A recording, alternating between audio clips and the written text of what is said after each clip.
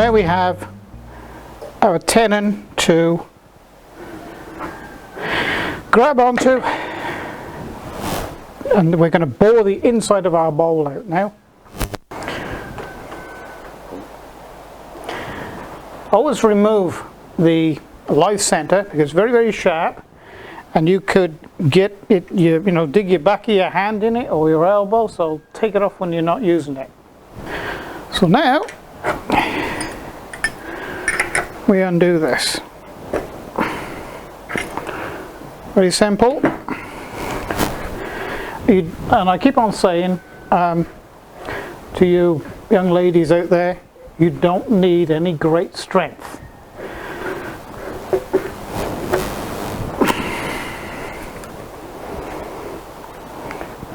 So don't be afraid, you can do it. Now we'll undo this now. You don't need one of these either, you can do it with a screwdriver. Now then, off your chuck up. That's as tight as it needs to be done, because as you are working on the outside of the bowl or the inside of the bowl, this chuck is tightening up on the thread in there, so it's not going to come undone. Okay, well, I'm working backwards here so you can actually see. So undo this, and the jaws splay open. And then you offer your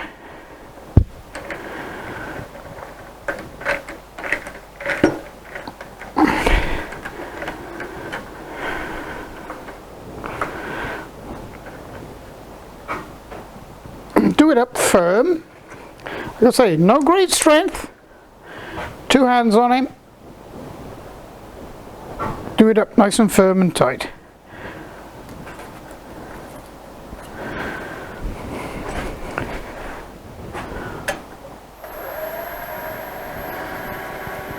I'll true up the outside now, because invariably when you turn it around, you grip it, you crush the fibers of the wood, and it will take this off center slightly. So we're just going to machine the outside of this again to bring it up on center to this boss that we've just made.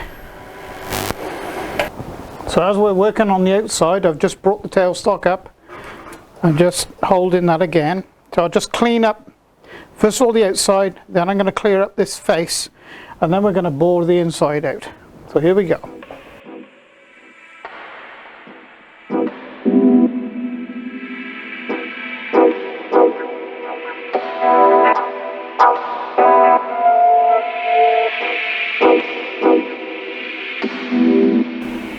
Put a bit more detail now into the outside of our bowl, and you can see now it's brought it up now true to the rear boss. So now we're going to machine away some of this face.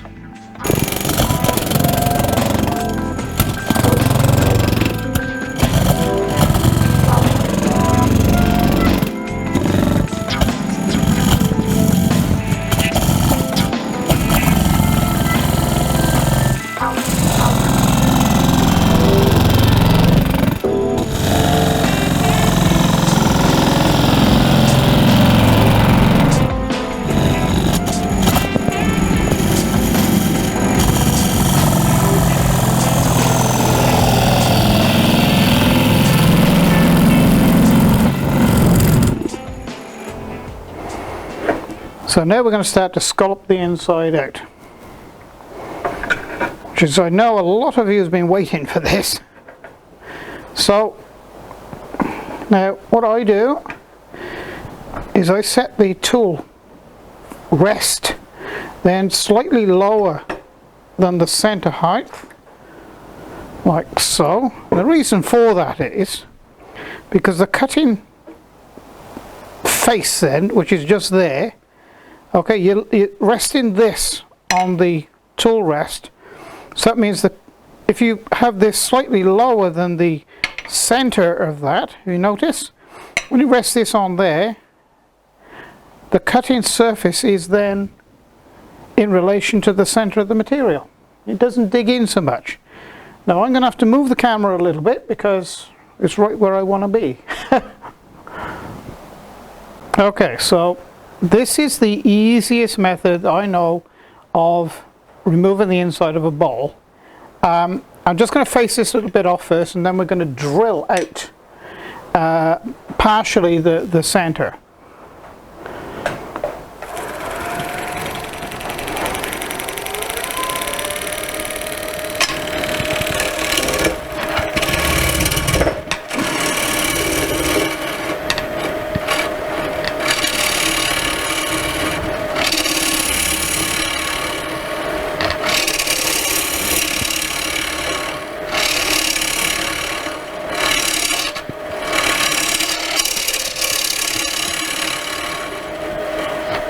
Why I drill the center is because the material isn't moving that fast past the end of the cutter lock. See, it's very, very slowly, it's hardly moving. And in fact, in the very center there, it's not moving at all. It's not until you come out here that the material is passing the cutting edge fast enough to do any real work. So I'm just going to drill out the center material there. It's not totally necessary, but I do it just to make life easy.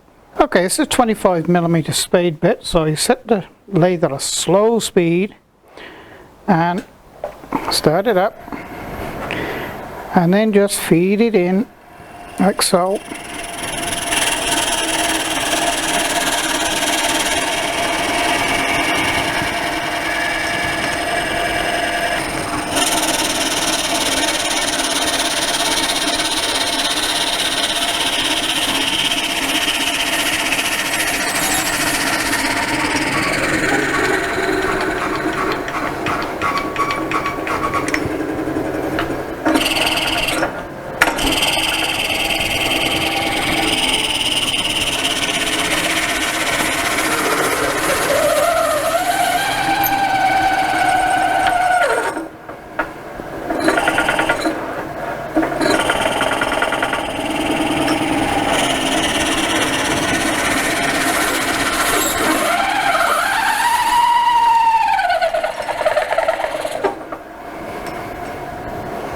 And so on and so forth till you get down to the desired depth that you want. So now we get to the interesting part that I think everybody sort of waits to see, is the hollowing out of the bowl. No great mystery with it. You just got to be very, very careful and do things gradually. So here we go, and I'll show you what I'm doing.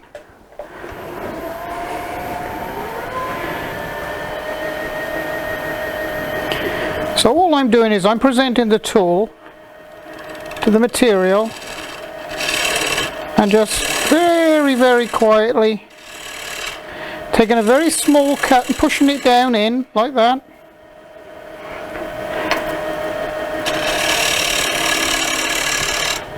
You see, I'm just taking a very, very small cut, and what I'm doing is what's classically known as rubbing the bevel. I'm rubbing the back end of this cutting edge, or the non-cutting edge here, against the material like so. See, I'm rubbing it against it like I'm not cutting anything at all.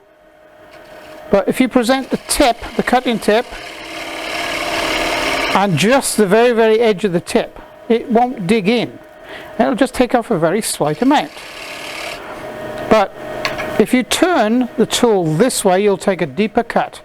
And if you want to take a lesser cut, you turn it away like that. And you get those actions in the right way, and it's only practice that's going to do that for you. It's really, really easy to control.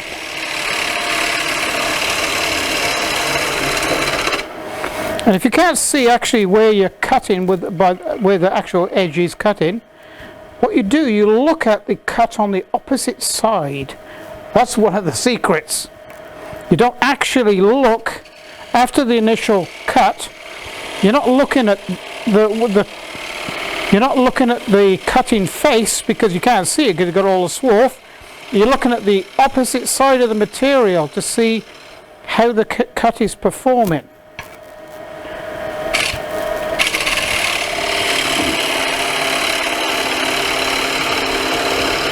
They don't teach you these things in trade school. It's not until you get out of trade school and you get in the big world and start doing it for yourself, then that's what you learn.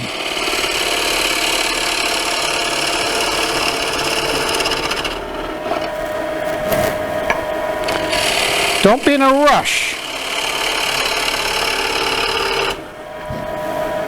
The slower the better. Little bit, and you'll get there.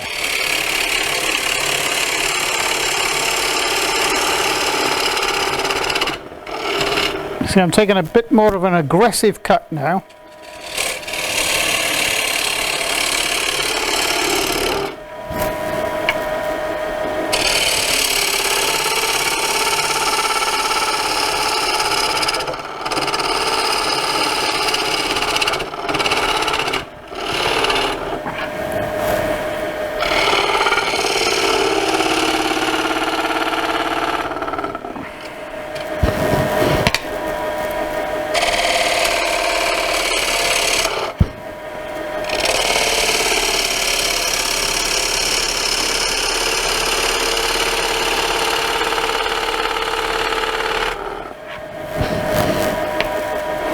Don't be in a big hurry.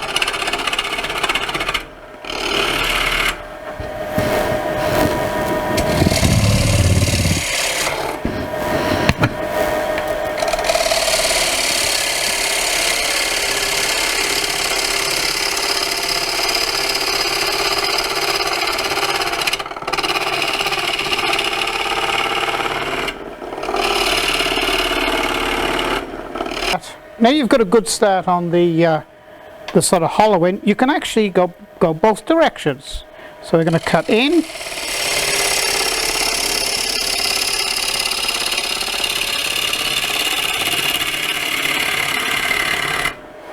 And rotate this around so both cutting surfaces are touching the material. Both surfaces are cutting the material, and pull it out. Draw it out very carefully.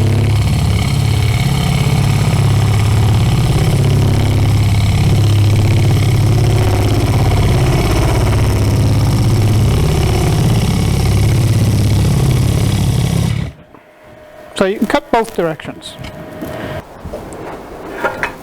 Okay, so what I'm doing now is I'm moving the tool post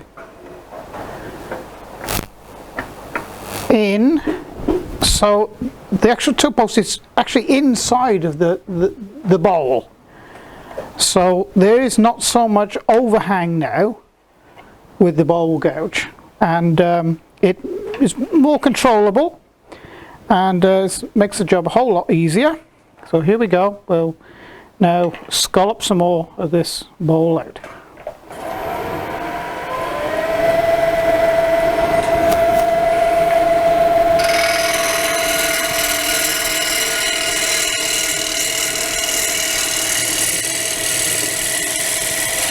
Never be too quick to take too much material off at any one time. And personally, I don't wear gloves because you're working very close to a spinning object and it can catch material very easily. So if you wear shirts, do your shirts up, okay?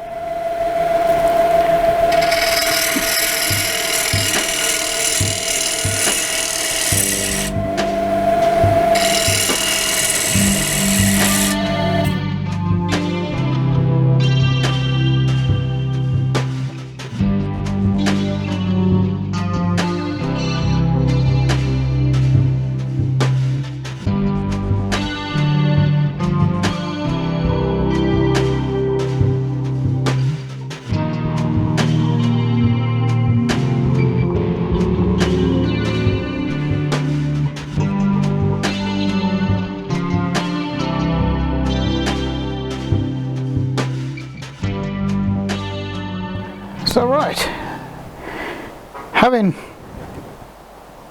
removed the material from the inside of the bowl, all we're going to do now is sand it off. And remove this stub. So start off with a medium grit, and I do this by hand on the lathe, and I get a wad of it like this and hold it. So then, because this will get hot, and before you start sanding, put your face mask on, because this will take off the wood like powder and there's a lot of airborne. So make sure your mask is well fitted.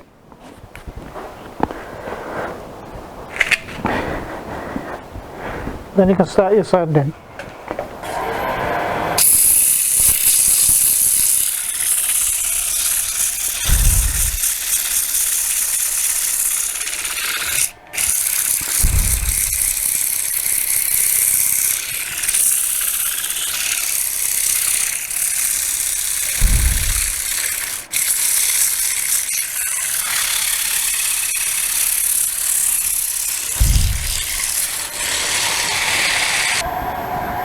Okay, now I use cedar oil for something like this.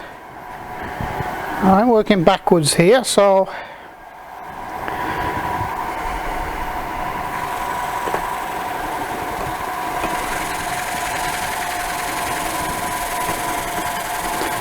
probably going to lose more than I'm putting on here.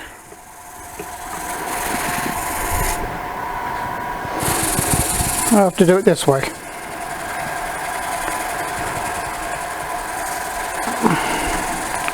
Quite a lot of soak into the wood.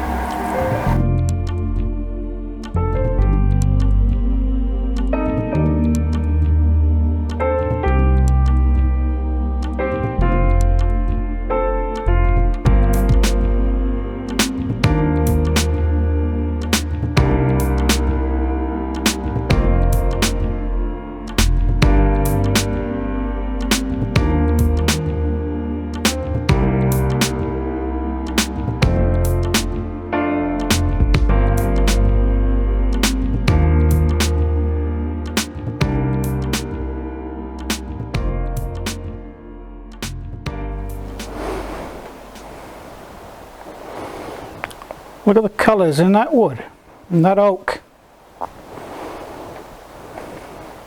So it glistens in the light. Beautiful.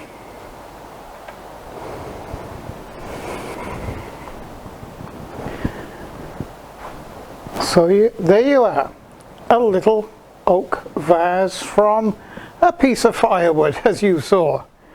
And providing you're careful, you know, there's nothing too difficult about it, and you girls out there, you don't have to have any real physical strength. If you can make a cake, you can make one of these. Basically, you know, that's, you know, it's technique, not physical strength. So I hope I've enlightened you all today. Not just the girls, but the guys as well who were interested. And if I have, please press like and subscribe to my channel. So, thank you for joining me, and see you again next time.